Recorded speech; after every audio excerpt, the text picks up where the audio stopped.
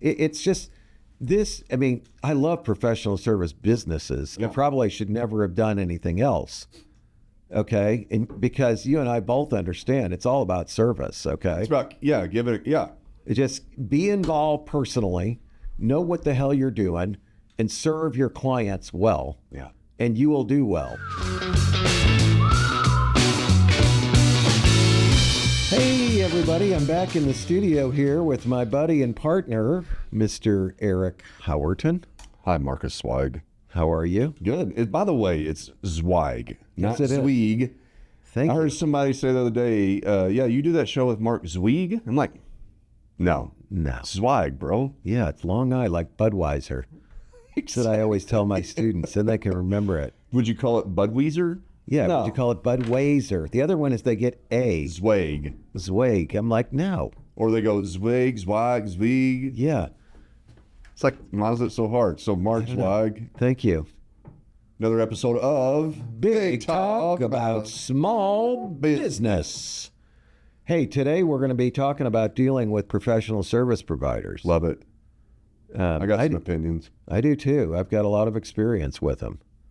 I think it's important. I mean, every small business needs qualified professional service advisors for accounting, Yep. tax, Legal. legal, IT many Yep. times, Yep. marketing, Yep. right? Yep. HR, recruiting. Yes. There's a million different avenues that one can pursue finding professional quality professional service providers. Yeah, and those are things that you don't really want to try to learn yourselves or cut costs on Yeah. because they will always bite you. Exactly. Or, you know, I noticed here we've got one of the things, one of the points is that outsourcing is a lot of it is about cost savings. I don't necessarily think of it as cost saving. I think of it as quality, Yeah, I agree. you know? Same thing, 100%. Like our HR person that we use, Kathleen Hoffman. Yeah. It's 100% about, I know she has experience. She does the right thing. She knows Right. the rules. She knows how to handle situations, the paperwork, filing. You're never going to know this as well as Kathleen. Never. Never. And I Not don't in a want to million know. years. No. Huh? Yeah. And she's just awesome. She's the best that I've ever, I mean, and I've been using her for, golly, man, 15 years or something. Yep. And she's just incredible. And she's fair. Yep. You know, but 100% is about the quality. It doesn't, my first question isn't like, how much are you going to charge? No, exactly. I mean, well, when you have a really good relationship with your professional service advisor, you trust them. Yeah. Or provider, you trust them. I don't ask for costs. I just have people do it. Yeah. What's it? I mean, I might need a cost in like an audit. Yeah. Right. That's another matter where there's a really defined scope. Mm-hmm. But yeah, I mean, it's so true. I mean, I had a question about raising equity capital, and I deal with one guy here locally. Now, in the AE business, I deal with somebody who specializes in that. But when it comes to these small entrepreneurial ventures, I deal with Luke Renier here, who's taught at the law school. He's got a company law firm called Startup Boutique. He's super helpful. I can go, what about direct public offerings? What do you know about that? I mean, you know, 2 hours later, I get a complete rundown on everything, what the costs are, what the forms are, what the risks are.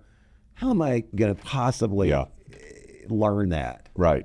You know what I mean? 100%. It's invaluable, the advice you get from the right professional service providers. You know, one thing on here, like it talks about, you know, it goes through about marketing, human resource, but then brings customer support. That's something that I don't know that I really would agree with, that I want to outsource. Yeah. Oh, this is, when you say, it says here, this is the sheet that we get from somebody on Eric's staff at podcastvideos.com that they prepare for us before every show. And it's that the headline says outsourcing is prevalent among small businesses. And Eric is citing some of these things. Digital marketing, 34% of firms outsource that. Development, I don't know what development means. 28%. Probably like software development or something like that. Yeah. Human resources, 24%, and Agreed. customer support, 24%. He said he doesn't know if he agrees with that. Boy, I'm with you. That's coming from Exploding Topics. That's a source. But I mean, like, I just can't. I'm 100% with you. I would never outsource that. Why would you want to disconnect yourself from your customers and their problems? Or That's bad news. Now, like objectively, have we ever called somebody and obviously received an outsourced customer support hotline? yeah. Absolutely. But it's a massive, frustrating experience. Oh, and dude. those are for commoditized companies like internet, water, whatever it might be, right? Whatever that is that you need, utility type stuff. Airlines. Airlines. I hate dealing with the outsourced. But I mean, there is no way under the service sun people. that I would do that for a small business. Me neither. I agree with you 100%. You need to get the feedback directly. You need to be responding quickly. And talk about representing your Issues. brand the right way. Exactly. You don't know. Number one, this is either an existing paid client or somebody that's just started, or hell, if they've been more impactful, they've been with me for a year and they call somebody and they talk to somebody that has no connection to my business. No way it's going to happen. No way. And people do that for prospecting too. Yeah, I don't like that either. Okay. I don't like that either. I'll never forget when I first came back to Zweig White, which is today's Zweig Group, and it was owned by the lender. They had outsourced, and you were there. You might remember this.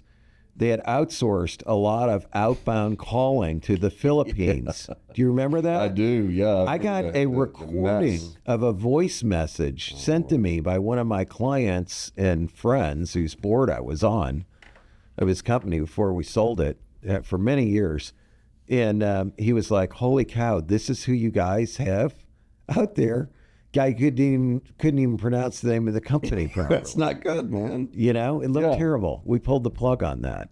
So yeah, not everything is smart to outsource. Going down this too, we're talking about challenges with outsourcing include managing remote and hybrid teams. So, what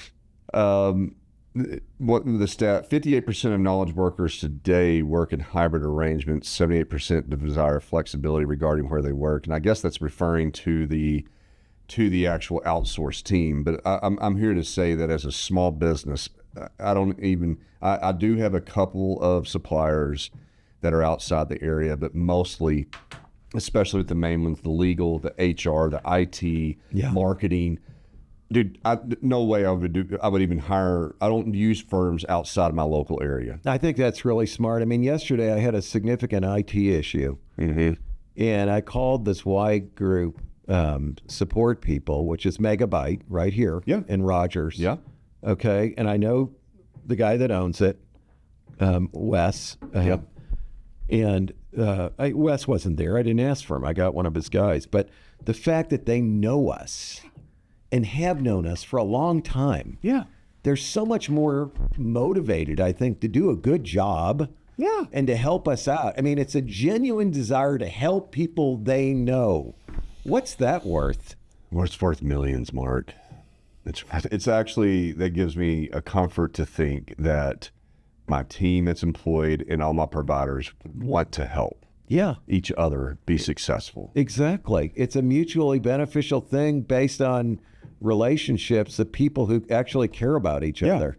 Like if I don't provide the service that you're paying for, and it's going to hurt your business, it's going to hurt your team. Yeah. It's going to hurt the community, And the thing is like, you're so right about that local, though. I mean, I never really thought about that. I mean, some things are so narrow and specialized, I'm not going to be able to get local. Yeah, right.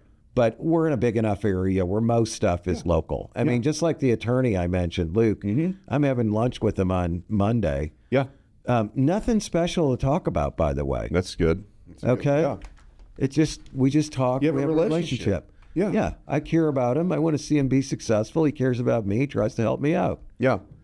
Yeah, no, I'm with you, man. I tell you, and here's a service provider that I would not do business with, is somebody that wants to have flexibility in their life and be able to work remote because it's good for them. Oh, yeah. I'm not going to subscribe to that. I'm not going to pay you. If you say that to me, I'm actually not going to use you because I don't want a service provider who I'm depending on, and when I need your help. Yeah, they're like, I'm not working now. I've got my work-life balance. You're out. Again, I mean, I hate to keep just plugging Luke on this, okay? But I can text him at 9 o'clock at night, and I'll hear back from the guy. He's not like, well, I'm shut down now. I'm on personal time. He's got kids. He's got, you know what I mean? man. It's like Dude, it's like this business, man. It's always business. It's always time for it, bro. It's like, dude, if my client texts me at 9:00 at night, I'm going to respond. no, you're gonna say, send him a auto reply. I'll be back in the office at 9 a.m. You taught me one of the best lessons in the 17th. world, and I see it happen all the time. Like I see it in my own company. Speaking of, we had an episode talking about procrastinating and talking about things that bother us. Yeah. I need to nail this one in the head too. But when somebody has an auto reply, I'm out of office on vacation, won't return for next week. You taught me 15 years ago, if never, ever, ever do that. I hate it. People still argue with me about it. Like, no, man.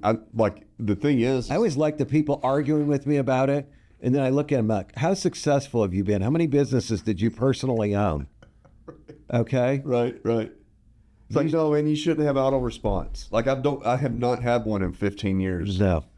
because of Me neither. what you taught me, Mark. Oh, that's nice of you to say. Yeah, but it is. But I mean, but the responsibility is okay, I might not get to it, but I will get to it probably within 24 hours at the latest. Oh, yeah. You won't even, it won't take you that Especially if it's something that needs long. Yeah. attention. Right. Like, I constantly watch my emails and my texts. Of course you do. Yeah, some I do postpone Sure. response. Yeah. There's some things that are just not urgent. They're just not urgent or Yeah. more important, Right. right? But Yeah. I would shame myself if I had an autoresponder that says I'm out for a week. A client or somebody, a partner, sends an email and it pops back over to me immediately. I'm out for a week. I don't want them thinking in their mind for a minute second that I won't respond to them. But here's what they'll say. I'm out for a week, but you can call my assistant who doesn't know shit. Oh, Who's going to help you? No, they're not going to help me. I don't want to talk to your assistant. right. They're so far removed from you and what you know, I have no desire to talk with them. Yeah. That's not who I'm calling. It's not helpful for me. Yeah. Why did you even put that in there? People think that excuses it, though, if they throw somebody in there as their assistant. You know, Okay? I never had an assistant, and neither did you, though. Let's be honest. Yeah. Okay? No.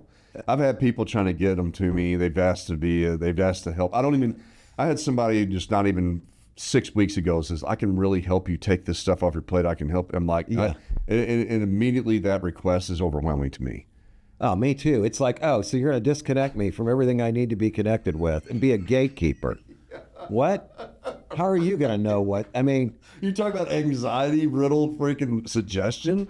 it's so Can you true. imagine not checking your emails more? No. I have somebody check my emails for me and reply. What all they're gonna the only thing Or make my calls for me, outbound calls. Would you like Mr. Zweig? Hold for Mr. Zweig. Get to me on the phone. Have you ever had anybody do that to you? Yes, I have. That is such a power play, isn't it? So it's just so. I'm sure I said this. I probably told you this before, but I had a guy do that to me once, and I hung up on him twice. And the third time he called me. Hell yeah. He's like, Okay. oh, this must be. Please hold for Mr. Whatever his name was. I'm out. Yeah. I'm out. It's the same thing like on emails. Yeah. Hey, I'm so and so. My boss sent me this message to reach out to you. I'm like, I'm out. Yeah. Let me talk to your boss then. Why can't he call me? Yeah. It's like, no, I'm out. Well, back on professional service advisors then. Yeah. Okay, where do you find good ones? Generally, my experience is that it comes from two places. A, I try people Yeah. and see if they perform. If they don't, I never use them again. Or B, referrals from other people I trust and know. 100%. Mostly it's referrals, Yeah. Yeah. 100%. isn't it? Yeah. Yeah. Ask around. I mean, if Yeah. hell, when I was building my house, I was asking about parts Sure. with. Like, I mean, why would I spend all this time and I trust you? Right. I know that you're not going to put up with any crap. I've done it. But you already have put up with the crap and have gone through those weeds. And so I'm just going to call and ask, like, who would you recommend? Yep. 100%. Or my HR, Kathleen, I'll call her and ask her for Sure. like, she's going to know people. She's going to see, how certain companies handle things. Exactly. I mean, night before last, we were at Eastside Grill and ran into Gary Head there. Uh-huh. You know Gary. He's the founder of Signature He was Bank. on our show once. Great guy. Yeah, love Gary. Done a lot of business with him. I sent so many clients his way. Yeah. Okay. And he introduced me to this guy who was a developer and had a design build contracting and development company, commercial and residential, moved here from Little Rock recently, and said that he was looking for a new bank when he introduced me to him. And I said, let me tell you about this guy, okay? First off, dealing with Signature Bank, you're going to have a low friction Yeah. experience. They know how to make it easy. And I really like that. But I said, the second thing is, I've been doing business with Gary for 20 years. And you know how I first got Gary? I asked around. I had two people tell me, my accountant and a real estate agent, who's also an attorney, said, call Gary Head. Yeah. I had an issue. I don't know the guy. Okay. Give me his cell number.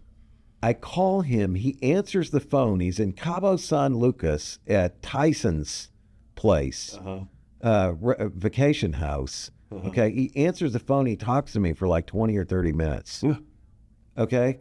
Who am I going to do business with? The person that answers and talks to you, because they want to do business. Yeah. Now, before I found him, I was dealing with another bank that's a big bank, and they sent me into their system, which is horrible. Inquire online. You can't even get anybody to talk to. You can't find their phone number. You got to submit an online request. Yeah. You get called by somebody you don't know outside of the area. Who am I going to deal with? You know, Gary's been a master at that relational thing. You talk about somebody that really, and he was on our show and he talked about it a lot. And he had Merle Haggard as a client, for God's sakes. There you go. How can you else that? Need? But the fact that you have this passion, like and this, you don't have to be an entrepreneur for this, but although he is, but like if anybody cares, all you got to do is care about what you're doing for other people and recognize how important it is. He never says he doesn't have enough time to talk to somebody. Because now, how do you do that with all the locations and the billions of dollars they've got? Yeah.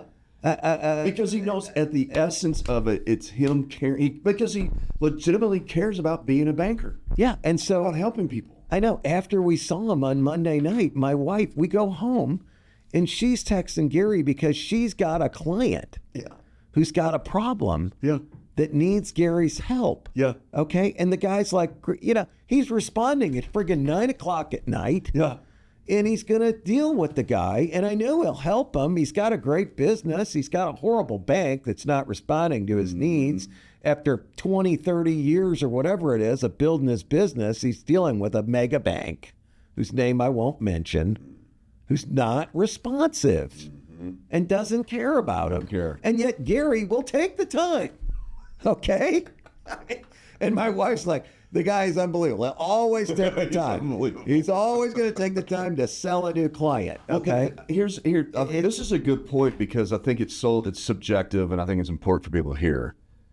But when we think we've gotten too big for our own britches, there's a threshold. I've been there. I've acted like that. Oh, I have behaved too. that way, right? Like I don't need to deal with the $1,000 a month clients. I only deal with $20,000 a month clients. Yeah, that's the beginning of your path. Yes, it is. Plus, it's so demoralizing, and you lose yourself, and shit starts breaking from underneath the foundation, right? Like, I know it. It's so true. But that's what I think I appreciate about what Gary's doing is that he has found the reality of don't ever, because what your wife was texting him about a client that needs help. I'm sure this probably isn't like like some mega. It's not. It's a small business, but it's a solid one. But Gary, he's not too big for his britches. No, fix that exactly. It builds this. It keeps your concrete in, man. Dude, it's your footing. In fact, these guys do foundations. It's funny you said that. Okay, I mean, wow, I can't believe how profound that is. But yeah, exactly. But see, that's what I want out of all my. I consider a bank a professional service advisor. 100%. By the way, they're a 100%. consultant. 100%. They're not just a source of money. No. Okay, but that's what I want out of all my professional service providers. I want people who power. Yes. Yeah, and no job is too small. No questions too annoying. When I hear of a professional service provider that's starting that because they're tired of working so hard over here and they want a balance of life, and they want to stay at home so they can be with kids. I don't even hear about that. I don't know who you're dealing with that somebody would even say that. I hear about that all the time. Well, you deal with these software guys and stuff. Well, okay. Maybe they think they can get away what with did you call the computer jocks? Yeah, the lawyers and the accountants and stuff, they understand that ain't going to fly. The good ones. Right. That's what I'm talking about. I've had people that are in those services that are talking like they leave a big attorney firm because they want to have a better balanced life. And I'm like, dude, you're out. Yeah. Like, you're the opposite of what I want. Like, exactly. Worse than the big firm. Yeah. Because like they at least have other people maybe they can bring in if you're not available or whatever, right? Exactly. I may not be what I want. Yeah. Just somebody. Like, this is bull, and get somebody else and fire, which I've done. Yeah. Like there's been some uncomfortable things. Yeah. Like, you fire them, you got to fire that, not the whole firm, but the person. Yeah. Like, this person. I did it. I've gone around people before. I did it like about a year ago at a legal firm. Yeah. Like, this person is not providing me what I need. And so they responded. Yeah. Congratulations. But it comes down to that person that cares. Like, now, if a service provider comes to me and says, hey, man, I want to provide better service. I want to grow this. I want to help the community. I want to help my clients. I'm passionate about that. I care. I'm like, oh, now you're talking. Yeah. Like, I might switch. Because if you care more than that, my one that I have that cares, right? Then I'd rather be with you. It's like a relationship. Who do you want to be friends with? Somebody who really cares or somebody that doesn't? I mean, think about that. It is that simple, isn't it? It is 100% that. I mean, I know if they really care, they're more likely to care about them. And yeah, I'm not going to invest my time in anybody who doesn't. Because as an entrepreneur, the whole reason you're getting, like, you want employees that care. Right. You want partners that care. You want clients that care. All we want to do, we have a dream and a passion to build something nice, good, quality that helps. Out of nothing. Out of nothing. Yeah, that's excellent. That's excellent. And the only way you can build that excellence is if everybody that's part of it cares. Yep, you're only as good as the weakest link. Dude, it's so true. It really is. It's like a chain, man. The weak link breaks the whole chain. The rest of them can all be strong. And you should not discredit. Like, I think that's a really good analogy because you obviously see that as with your employees, your full-time staff. Sure. That's that's the chain. Right. But part of that chain is also your professional service contractors that you're dealing with. It really is. Yeah. And if you have a weak link in HR or a weak link in legal, whatever, or banking. I'm telling you, or accounting. Yeah. Or IT support. Yeah. So I use TDS here locally, Tim Stanley.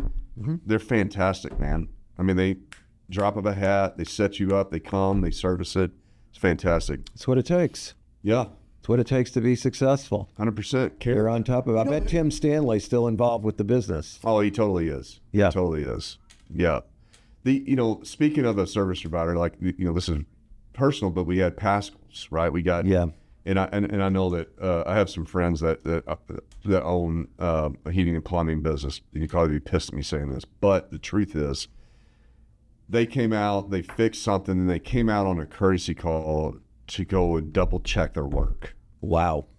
When is the last time a contractor did that? I know, man. But they are showing that they care about their work, about your property, about what you pay them to do.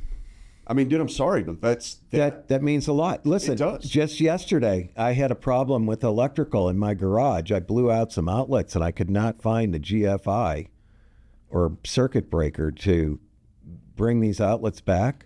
I sent a text to my electrician at like 9 o'clock at night. Yeah. He responds. Guy who owns the company. Yeah. Okay, he responds. He calls me texts me the next day. I'm going to send so-and-so out. He'll be there in about 2 hours.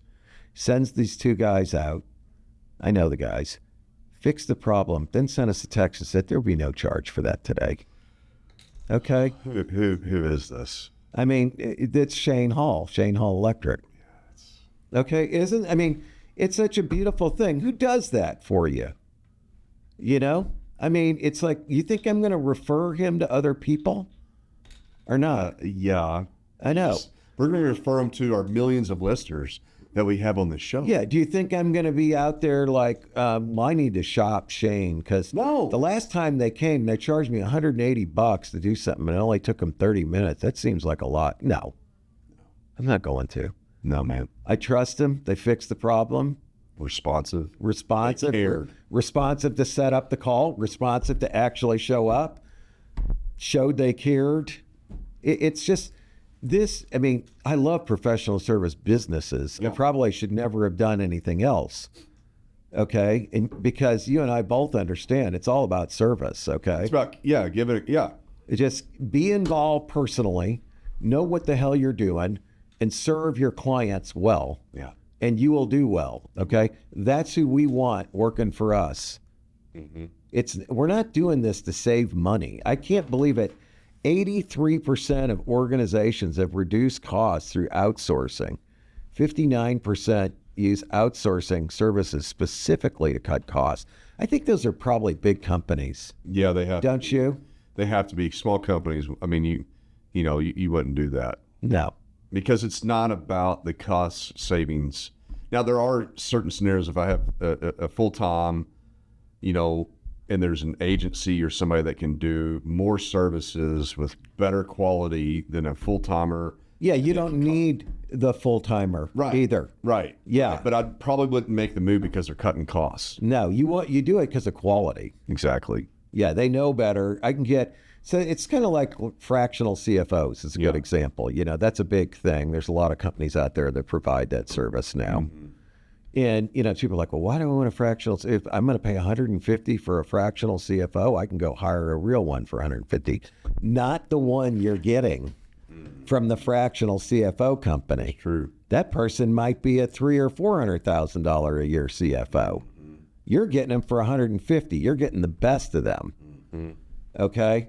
So you get a better, I don't need them there full time. Right. There's not full-time work to be had. Exactly. But I want quality. Yeah. That's I don't want to have to, to go through some hell a year or two from now. Yeah. Because of these practices. right. Ready to level up your show? At podcastvideos.com, we offer industry-leading recording and expert marketing to help your show reach more listeners. From creation to distribution, we've got you covered. Visit podcastvideos.com and elevate your podcast today. So that's why, I think a lot of times people, to me, the reason to go fractional or outsource is quality. It's expertise that I cannot get on my own. Okay. And I would say that there is, like, on the fraction, like you would save money from having to spend $400,000 to the 150, but like you said, there is some savings there, but it's because you don't have full-time need for that. Yeah, exactly. Let's say I'm a $5 million company. I can't afford a $400,000 CFO. I'm not paying myself $400,000 either. I'm not. Right? I'm certainly not. Yeah.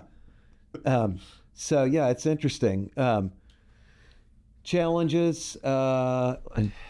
58% of knowledge workers today work in hybrid arrangements. 78% desire flexibility regarding where they work, according to NetSuite. I don't know. I don't even want to talk about that stat. It infuriates me. Yep. Importance of clear communication and expectations. Risks of long-term contracts with auto renewal clauses. Here's the deal, man. If you work for me full-time, you're coming to the office. I know. Well, I'm with you on that. I'm also a believer that I think this 4-day work week stuff's crap. I'm not going to get the same productivity out of people in 4 10s that I'll get out of 5 8s or whatever. I can't believe the blinding bull crap that we have, that humans have changed all of a sudden. Yeah. From the dawn of time, that since 2020, we're all now just have this awakening that where we're have so much more productivity. And we do more work than we ever have before in our lives, and we don't have this negative passivity, emotional thing that just sucks us down to the abyss of, I don't want to do shit, but I want to get paid more. Yeah. Call them bullshit on the entire planet Earth right now. It doesn't exist. Yeah. If you put me... Well, that's why some of the foreign countries are beating our brains out. in Well, some yeah, areas, if you right? came in and you said, Eric, here's $1 million, you don't have to really work that hard to get it. And actually, I don't want to have, I'm going to take the $1 million and not do anything. Of course you are. Well, you'd be stupid not You'd be to. stupid not to. Right? But the difference is it might take a year or two for me to realize like, oh, and now I'm depressed. I didn't earn anything. I'm not going to get another job. Well, I keep talking about this book that I got for Father's Day where I have to write these assignments. Yeah. It said, how do you decide when the right time to retire was one of the questions I Don't. answer. My answer was, I'll never retire. Just don't retire. I mean, there's where did retirement come into the equation of life, man? Like since the 50s or something? I don't know. It's like I'm never going to do it for two reasons. A, I need to make the money. Yeah. And B, I wouldn't know what to do with myself. No one would. I don't want to. You're not, nothing on, dude, I was thinking about this the other day. I was going to take my girls out and say, tell me one thing on the entire planet that is not struggling. Tell me one thing that is just staying the same. Yeah, and good. It's doing great. It'll never change. Nothing. I can't think of anything that's either not growing or dying. It's a good lesson as a parent to give them this thought to ponder. Yeah, it's the same thing in humanity. If you stop moving, you die. Look, dude, again, nobody is happy if they're not accomplishing anything. It's the source of happiness. It's not what you have. It's not how many vacations you can take or places you go or where you go out to eat or what you drive or how big ass your house is or whatever. None of that leads to happiness. The only thing that leads to happiness is accomplishment. Achieving. Why would you give that up? It's like, I'm going to give that up now and just be a resource consumer. Oh, man. I suck. I don't put anything back. Everybody has to contribute. It's the key to If you happiness. don't contribute, you're depressed. Exactly. So we're not going to retire. No, Forget dude, that. No, I don't even want to talk about it. Take me out of here. People ask me like, well, when are you going to stop? When are you going to retire from the university? I said, when they carry me out of here on a friggin' gurney is when I am. Okay? Now, I probably will die with all the steps that go between the parking deck and the College of Business building. Right. I can see myself collapsing, and that'll be it. I'll look up. I'll be 82 years old. I'll look up at the sky and see.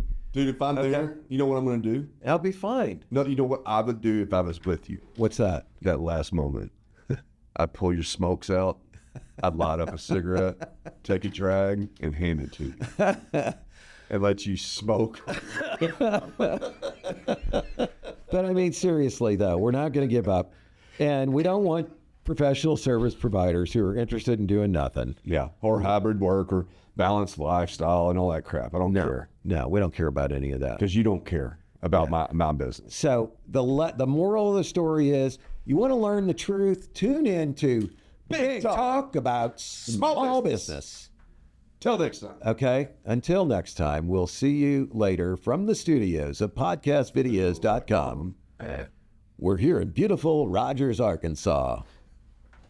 Home of podcastvideos.com. Oh, yeah. And everything else. We've even got a P.F. Chang's here, folks. It may be Arkansas, but you'd be surprised, and okay? Walmarts. Yeah. And the nicest Walmarts in the country. It really is. It's great. You come to Northwest Arkansas where they're based, you're going to see some nice Walmarts. I got news for you. You wouldn't even believe the one in downtown Bentonville, that Walmart neighborhood market. It's beautiful. Oh, my gosh. Well, the one right there off Elm Springs. It's where I think. Yeah, sure. Gorgeous. That has all the innovative stuff. Yeah, it's fantastic. Beautiful. All right, we'll see you all next week. Thanks a lot.